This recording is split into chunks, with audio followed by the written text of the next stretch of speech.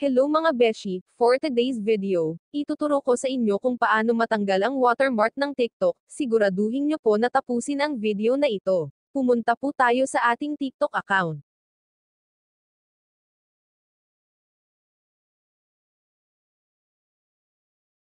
Then, punta lang po tayo sa ating profile.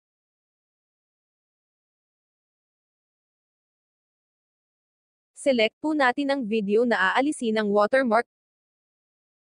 Click po natin ang 3 dot na makikita natin sa ibaba, hanapin po natin ang copy link. Pumunta naman tayo sa Chrome then, e-type ang TikTok downloader. Scroll then select nyo po yung arrow na violet na shostik.io. Paste lang natin dito yung link ng video na kinuha natin kanina sa TikTok. Click without watermark at hintayin matapos ang upload. Punta na tayo sa ating gallery, hanapin natin ang TikTok video na ni-remove natin ang watermark.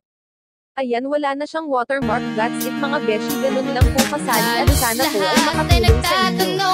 Doon sa aming bayan, sa gitnang kanluran na aking pinagmulan, sila'y nalilito, ba't daw ako nagkaganito? Kung ano ang dahilan, ako lang ang nakakaalam.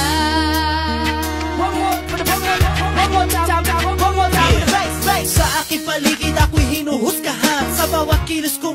Thanks for watching.